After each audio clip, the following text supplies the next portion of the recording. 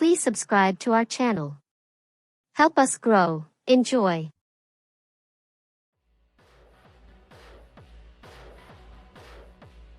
Steve slowly opened his eyes, his vision adjusting to the sterile, white hospital room that surrounded him. It was unlike any hospital he had ever seen, almost futuristic in its design. He felt a sense of disorientation, as if he had just stepped out of a time machine. His wife, Sarah, who had been sitting in a chair by his bedside, quickly got up and rushed to his side. Relief washed over her face as she clasped his hand. "Steve, thank God you're awake finally," she said, her voice trembling with emotion. Steve's mind was racing with confusion. What happened? Why am I in bed? Why am I in this hospital? He stammered, struggling to make sense of his surroundings. Dr. Barnes, a tall, bespectacled man with an air of solemnity, entered the room just as Steve posed his questions. He approached the bed, his expression grave. "You've been in a coma, Steve, for 30 years, he stated matter-of-factly. Sarah shot a disapproving glance at the doctor. "Couldn't we have said this in a much better way, not in such a shocking manner?" she scolded him. Dr. Barnes sighed, his eyes filled with empathy. "I understand that this is overwhelming, but he needs to know the truth, Sarah." Steve's mind was in turmoil. 30 years. It felt like an eternity. He struggled to comprehend how so much time had passed. "But why do I feel this strange sense of déjà vu?" he wondered aloud. "Maybe my mind is playing tricks on me." As he tried to piece together the fragments of his memories, Steve's thoughts led him back to a bizarre and haunting recollection. It was as if he had lived through this before. The sensation of déjà vu gnawed at him like an itch he couldn't scratch. As the days passed, Steve's strength gradually returned. His body, though weak, was remarkably healthy, and he was soon able to walk with assistance. Sarah, his ever-present support, filled him in on the details of the world that had evolved during his 3-decade-long absence. The year was 2065, and Earth had undergone profound changes. 2 years after Steve's accident, the planet had been invaded by an alien race known as the Anunnaki. These extraterrestrial beings had offered the human race a Faustian bargain, in exchange for their technological advancements, including extended lifespans of up to 250 years. They required an unusual form of tribute. Steve's disbelief grew as Sarah explained that every human was obligated to provide a finger every 3 years as part of a mysterious contract with the Anunnaki. It was a seemingly small price to pay, as the removed finger would regenerate within weeks. The aliens utilized the flesh from these fingers for their own sustenance, a delicacy across multiple solar systems. "I can't believe it," Steve muttered in disbelief. "We're like cattle to them. Why not something else? Why fingers?" Sarah nodded solemnly. "It's a strange and unsettling arrangement, I know. But the benefits they've brought us are undeniable. Humanity now thrives across 3 different planets, thanks to their rapid reproduction technology.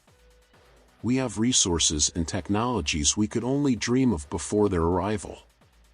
Steve's frustration was evident. "So, we pay with our fingers every 3 years to maintain this so-called utopia? It's absurd." Sarah's expression grew pained as she added, "Your case is unique, Steve. You've been in a coma for 30 years, and, well, you have to pay for each of those years." Steve's eyes widened in disbelief. "All 10 fingers?" he asked incredulously. Sarah nodded, tears welling up in her eyes. "Yes, Steve. All 10 fingers. But please understand, if you don't sign the contract, they will not only take your fingers but also the lives of our family. We don't have a choice." Steve couldn't fathom the gravity of the situation. "So, this is the AA contract, as they call it? They force us into this. It's ridiculous. What am I going to do without fingers?" Sarah tried to reassure him. They grow back, Steve. It takes about 3 weeks in your case, maybe a bit longer. And then, in 3 years, they'll only ask for one finger. Despite the logical explanation, Steve couldn't shake the feeling that they were being herded like livestock, their existence controlled by an alien race. He felt a growing sense of unease and helplessness. Days later, Steve and Sarah embarked on a journey to a colossal building where a massive spaceship was docked on its rooftop. The spaceship dwarfed the building itself, a behemoth that loomed ominously in the sky. The interior of the building was teeming with aliens, their presence sending shivers down Steve's spine. Fear coursed through his veins as he walked into a room filled with more of these enigmatic beings. At the center of the room was a peculiar box with 2 holes in it. An alien, taller and more slender than the others, approached them. "Do you agree to the contract?" it asked, its voice devoid of emotion. Steve glanced at Sarah, his heart pounding. There was no choice, and he knew it. "Yes," he said with resignation. The alien nodded, gesturing toward the box. "Please put your hands inside." Steve did as instructed, his fingers trembling as they found buttons inside the box. As soon as all his fingertips made contact with the buttons, a sudden burst of energy surged through his hands. There was a brief, intense sensation, and when he withdrew his hands, his fingers were gone. He stared at the smooth stumps where his fingers used to be, disbelief washing over him. There was no blood, no pain, only the stark reality of what had transpired. Panic swelled within him, and he screamed, the sound echoing through the room. Sarah rushed to his side, attempting to comfort him. "It's okay, honey. They'll grow back. It takes time, but they'll grow back." Steve couldn't fathom the enormity of what he had just experienced. "We're nothing more than cattle to them," he whispered, his voice laced with despair. The alien beside him turned and left without a word, leaving Steve in a state of shock. As his mind grappled with the harrowing truth, his vision blurred, and he lost consciousness. Steve slowly opened his eyes. Deja vu again, he thought. He found himself in a hospital room, a modern-looking hospital room almost futuristic.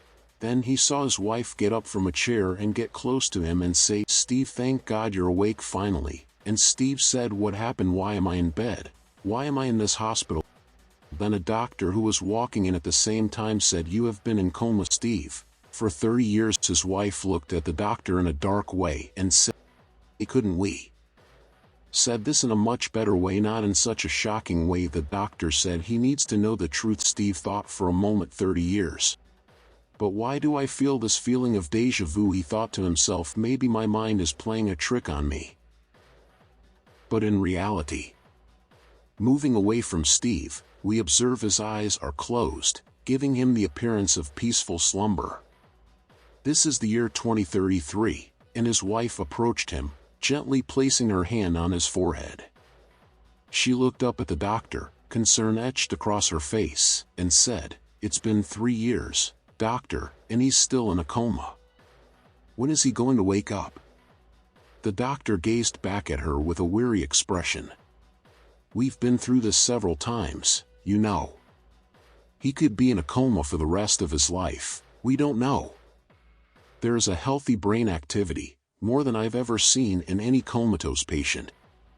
It's as though he's caught in a vivid dream, and perhaps that's a good sign. It might aid in his brain's healing process, but, ultimately, we'll have to wait and see." What remained a secret to everyone was that Steve was trapped in an endless loop of a horrifying dream, a relentless cycle that repeated itself endlessly.